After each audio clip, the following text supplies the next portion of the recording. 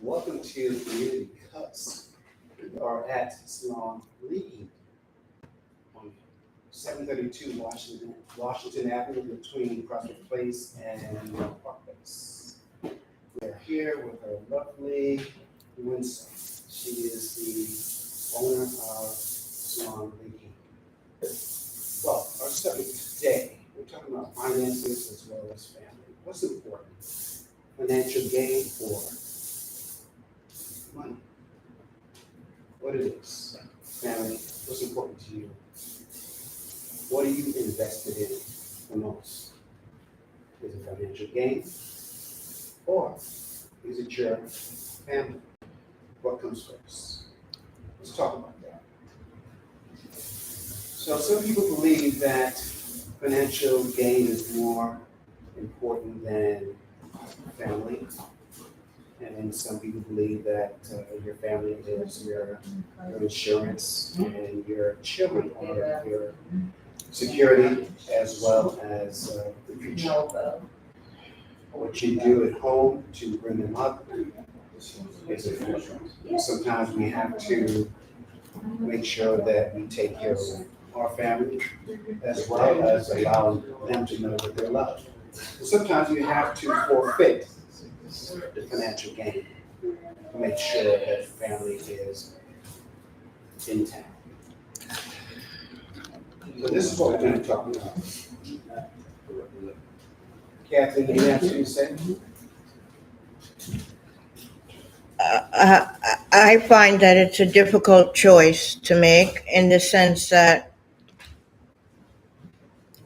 you have to separate being in a survival mode and being in a situation where you have a certain level,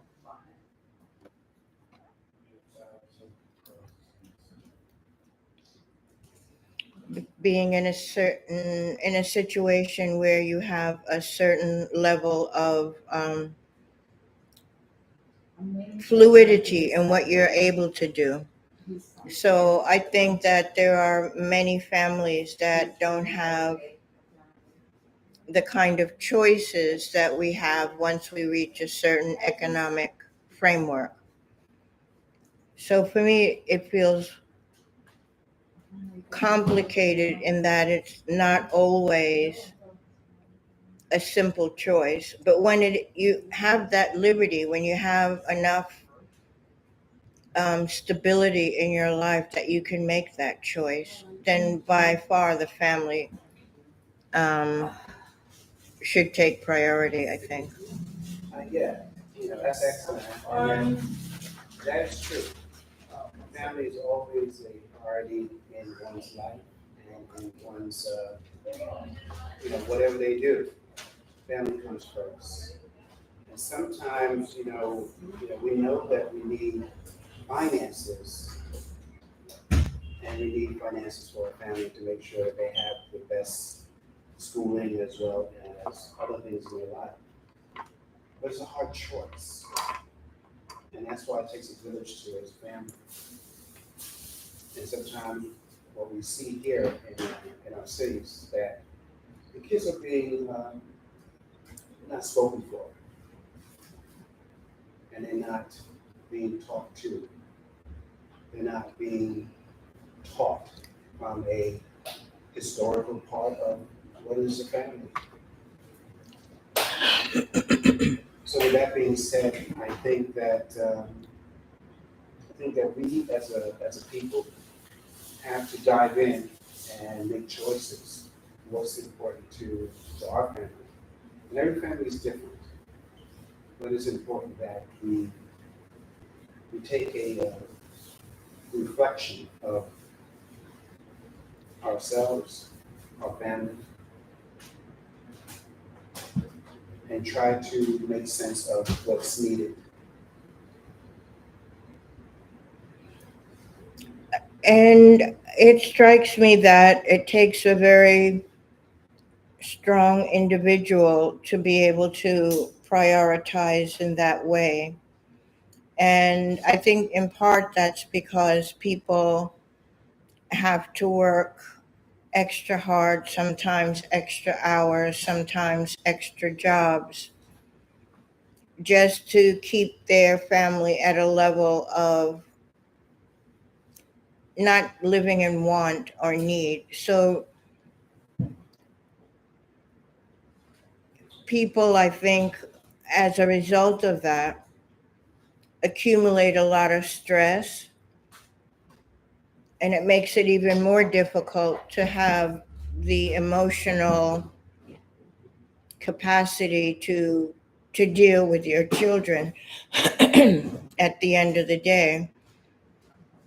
So it strikes me that it's not just about finances or family, but finding creative ways to live that we can make an income and still have quality time to be with our family. So I think that it might be a bigger picture than just making that choice. Yeah, there's different levels to it. Sometimes I feel it's orchestrated, and other times, we try to fight through and sacrifice through the levels. But at the same time, it's a choice that we all have to make. And there's no hiding from those choices. It depends on what your son and your daughter, when you're looking at the future.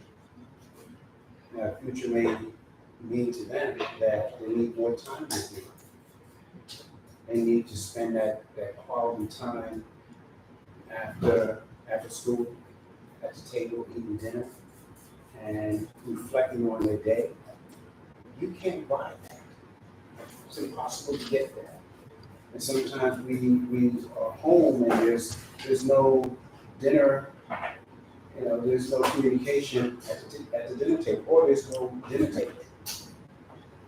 And if that's the case, then the connection to our family is lost. So yes, there is a need, there is a priority in terms of the dollar or the family. And it's a hard decision to make, but it has to be made. And maybe it's playing chess. What move do you make on the chessboard? What pieces are you willing to give up? The pawn. What pieces are you willing to keep? The queen, the knight, the castle. So there's a difficult decision that has to be made. In any case, there has to be a decision. Family is important.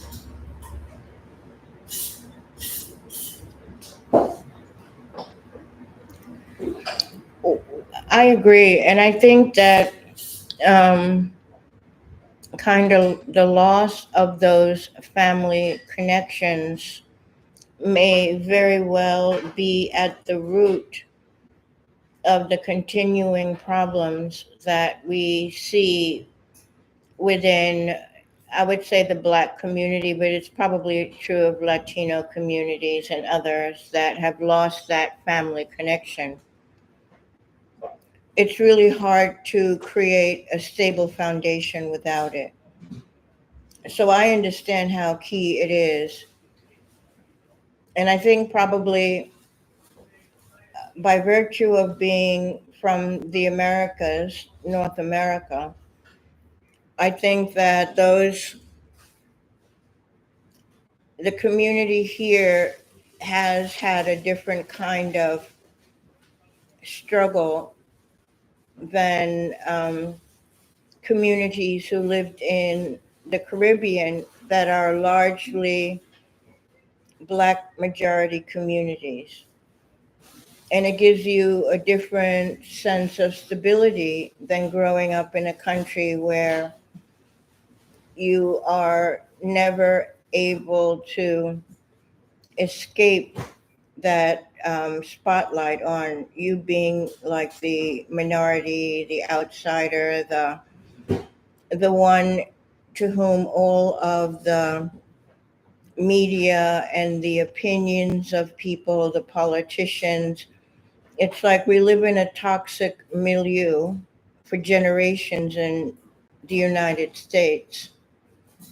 And it has created a different dynamic than families that you see in the Caribbean.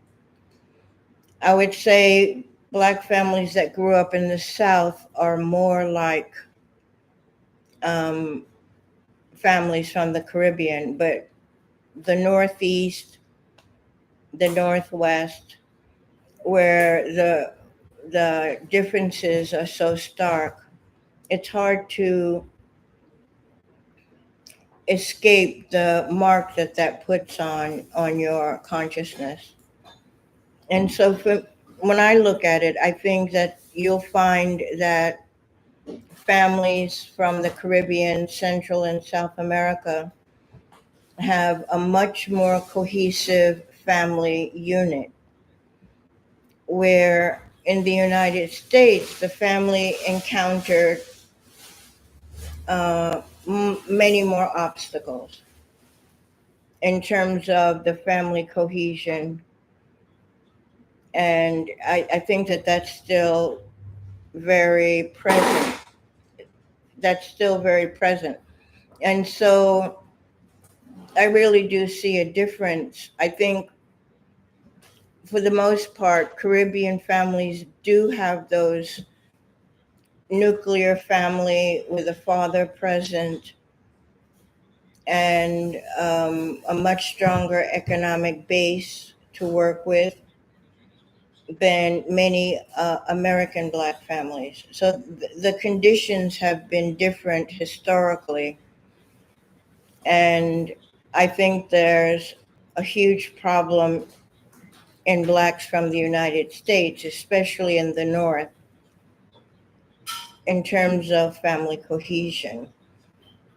And so that's partially a conditioned state. It's not a natural state. And I guess that's why when you kind of speak of the father needing to be there and needing to be in the home, I agree with you. But there seems to be a great gulf when you have generations of children not being raised by their fathers. It's hard to make that leap back to know what it means to be a father. So I think maybe part of the solution is to recognize that even though we come from different places, we're still the same people in essence, and that we begin to consider that, yeah, this is kind of a village here, and men such as yourself could mentor young men who haven't had fathers, who don't understand what they missed. Yeah, I think that at the end of the day, what is a tribe? What's a tribe? Because that perspective is knowledge. It teaches us who we are. It allows us to dive into our particular history of who we are as a people. So at the end of the day, we need that structure to be a part of us. Everything is passed down. You know, when one goes to the doctor, they'll ask you, what did your parents have? So that DNA is passed down, and that link is there. So we have to foster that creativity of who we are, foster that knowledge, pass it down, and not so much allow people to tell us who we are or who they think we are. And that comes with a family foundation, a family base, one who is elected within themselves to bring forth that information and pass it down through generations. Once we lose if we don't know who we are, then you can guarantee that somebody's going to tell you who you are.